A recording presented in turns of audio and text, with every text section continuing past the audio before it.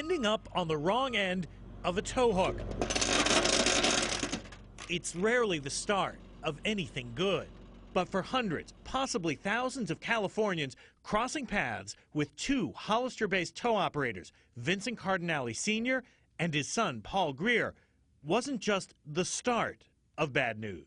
Kind of a nightmare situation, you know. Efren Gonzalez is one of them.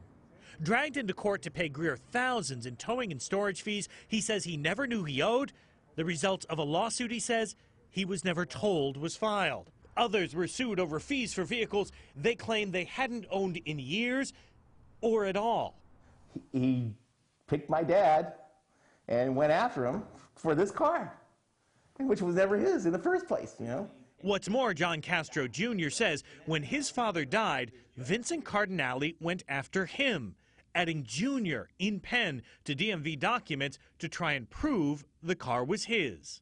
To me, I go, this guy, he only knew one thing and one thing only, greed. In the end, Cardinale and Greer no longer even operated a tow truck. Instead, prosecutors claim made their money filing fraudulent cases in small claims courts in Santa Clara, San Benito, and Monterey counties. Just how many? I counted over 2,200. Greg Adler is the lawyer for a car auction company sued by Paul Greer over a vehicle it didn't own. It was the one lawsuit that proved too many. He wouldn't go away, no matter what you showed him, no matter what kind of proof you brought forth, didn't matter. And so I started calling people that I found on the court's website, other defendants that had been sued, and there were hundreds of them. Everyone said the same thing. I was never served. I never owned that car. I owned that car sometimes up to 8 years before they were sued. Adler then took it upon himself to bust what was looking to him more and more like a scam. He spent thousands of unpaid hours trying to crack the case. Adler says the clerks in the courthouses he visited confirmed he was on to something. They told me, they said, we've been waiting for you. You know, we knew it was only a matter of time before they ticked off the wrong person. In the end, Adler provided the Santa Clara County District Attorney with a practically gift-wrapped case. Cardinale and Greer are now behind bars after pleading no contest to dozens of counts of fraud, perjury, and extortion. Sounds like the end of the story, right? Not quite. There's still one question many people say has yet to be answered. Just how did thousands of fraudulent lawsuits filed by just two people go unnoticed for years, particularly when, in Santa Clara County, hundreds of those cases were all held in the very same courtroom in front of the very same court commissioner. Gregory Saldivar is the commissioner's name. He's been on the bench hearing small claims cases for more than a decade.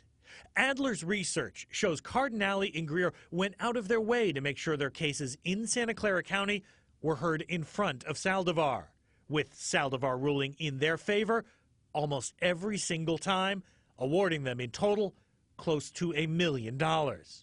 Time and time again in Saldivar's courtroom, it was Cardinale and Greer's word against the defendant, and the defendants we spoke to say they weren't believed, indeed, not even given a chance to explain. I didn't have a chance to say anything at all. I'd never seen anything like it. Michael Hingle was someone who did spot a problem, though. The San Jose attorney filled in for Saldivar one day on the bench in 2006.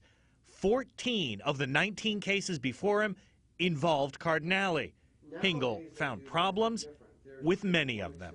If he could find all that in a single day, what does that say to him about Commissioner Saldivar? I really don't have an answer other than to say, was he asleep at the switch? I don't know. I think that's something that only he could tell you.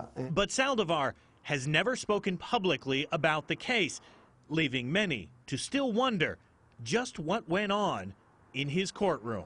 Lawyers and judges have a duty not only to avoid impropriety, but to avoid the appearance of impropriety.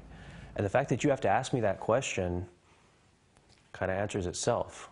You know, that there's a problem there. It doesn't look right. Now, for the record, Michael Hingle, the attorney who sat in for Saldivar on the bench, does not think in any way that Saldivar was part of Cardinale and Greer's scam. He and others say the fact it took Greg Adler thousands of hours to piece together the scam means it might not have been that easy for Saldivar to spot. Indeed, an internal court investigation into Saldivar's actions says it found nothing wrong, but the details of the investigation were never released. We requested interviews with both Saldivar and his superior, the presiding judge of Santa Clara County, and both declined to answer our questions. Garvin Thomas, NBC Bay Area News.